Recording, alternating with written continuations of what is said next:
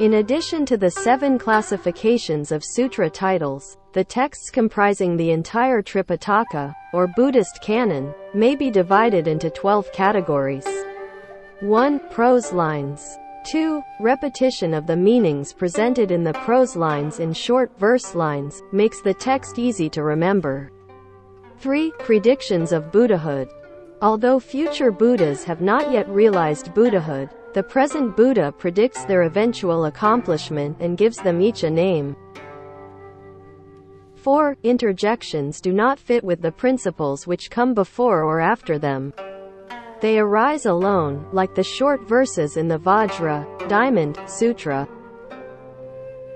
5. The Buddha speaks of Amitabha Sutra belongs to the category of sutras, spoken without request.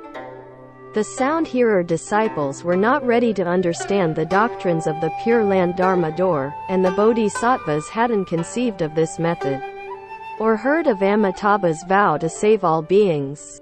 Everyone said that reciting the Buddha's name was an old woman's pastime and that those with wisdom did not need to study it. This is a serious mistake because unless you recite the Buddha's name you continue to have useless scattered, lustful, desire-ridden thought. Reciting the Buddha's name gets rid of discursive thought. One who recites the name all day long will have no discursive thought. The absence of such thought is wonderful. The wonderful Dharma purges us of greed, hate, and stupidity. When I was 17 I wrote a verse. The king of all dharmas is the one word Amitabha. The 5 periods and the 8 teachings are all contained within it. One who single-mindedly remembers and recites his name will enter into the still, and bright, and unmoving field. Reciting the Buddha's name is much better than all of your crazy ideas. This sutra describes the practices leading to the Buddha's Pure Land. Bodhisattvas didn't ask for this dharma because they simply did not understand the subtle advantages of reciting the Buddha's name. Since no one asked for this wonderful dharma, Shakyamuni Buddha spoke without request. 6 causes and conditions are also spoken by the Buddhas. 7. Analogies. 8. Past events discuss the events in the lives of the Buddha's disciples. 9. Past lives discuss the events in the past lives of the Buddha. 10. Universal writings explain principle in an especially expansive way. 11. New sutras are those which have never been spoken before. 12. Commentaries. The essential message of this sutra teaches us to recite the name, Namo Amitabha Buddha. Amitabha Buddha has a great affinity with living beings of the Saha world. Before realizing Buddhahood, he made 48 vows and each one involved taking living beings to Buddhahood. At that time, he was a bhikkhu named Dharma Treasury. He said, "When I realize Buddhahood, I vow that living beings who recite my name will also realize Buddhahood. Otherwise, I won't either." This is similar to the vow made by Avalokiteshvara Bodhisattva in the Great Compassion Heart Dharani Sutra. If anyone who recites this spiritual mantra does not obtain whatever he seeks, then this cannot be the Great Compassion Dharani. By the power of his vows, Amitabha Buddha leads all beings to rebirth in his country where they realize Buddhahood. This power attracts living beings to the land of ultimate bliss, just as a magnet attracts iron filings. If living beings do not attain enlightenment, he himself won't realize Buddhahood. Therefore, all who recite his name can realize Buddhahood. The Dharma door of reciting the Buddha's name receives those of all 3 faculties and accepts both the intelligent and the stupid. People with wisdom have superior faculties. Ordinary people have average faculties, and stupid people have inferior faculties. But whether one is intelligent, average, or stupid, if one recites the Buddha's name, one will definitely be born transformationally from a lotus in the land of ultimate bliss. One will not pass through the womb but will enter a lotus flower, live in it for a while, and then realize Buddhahood. Whether you are stupid or wise, you can realize Buddhahood. You say, I don't believe you can realize Buddhahood simply by reciting the Buddha's name.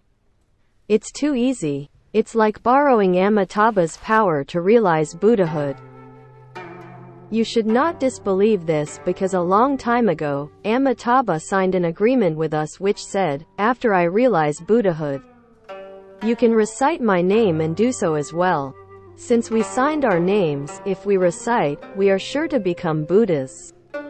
Furthermore, reciting the Buddha's name establishes a firm foundation and plants good roots. For example, there was once an old man who wanted to leave home.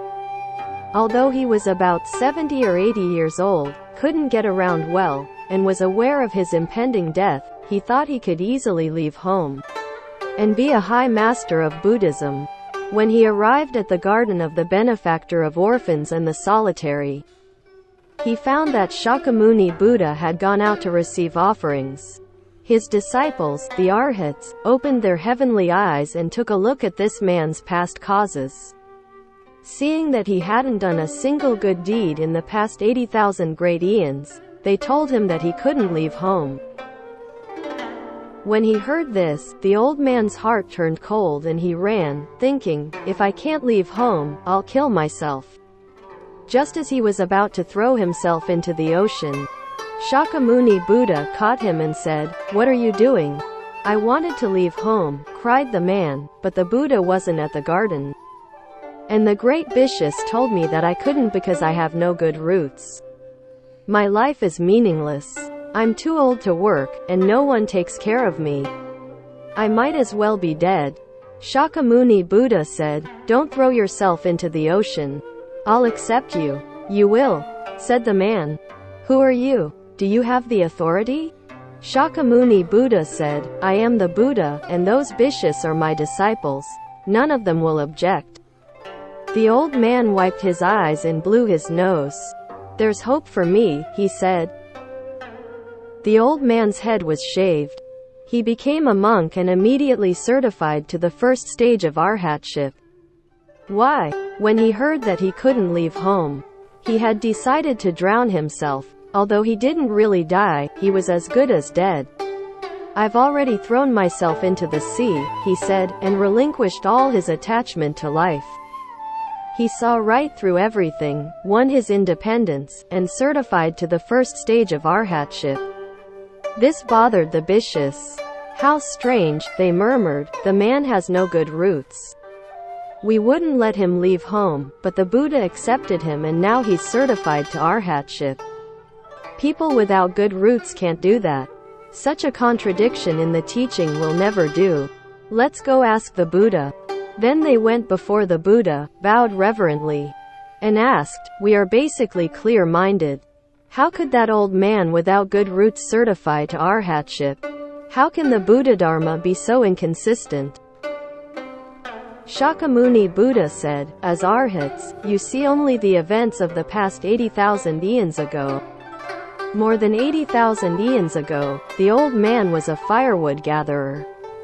One day in the mountains he was attacked by a tiger and quickly climbed a tree. The tiger leapt and snapped his jaws, but missed. This tiger, however, was smarter than the average tiger. 'I'll show you,' it said. 'I'll chew through the trunk of the tree and when it falls I'll eat you.' Now, if a mouse can gnaw through wood, how much the more so can a tiger? Tigers can make powder out of human bones." It chewed halfway through the tree, and terrified the old man whose life was hanging by a thread. Then he remembered, in times of danger, people recite the Buddha's name, and he called out, "Namo Buddha," which scared the tiger away and saved his life. After that, the old man forgot to recite, and so on this side of 80,000 great eons, he failed to plant good roots. However, the one cry of "Namo Buddha" was the good seed which has now ripened and allowed him to leave home and certify to the fruit.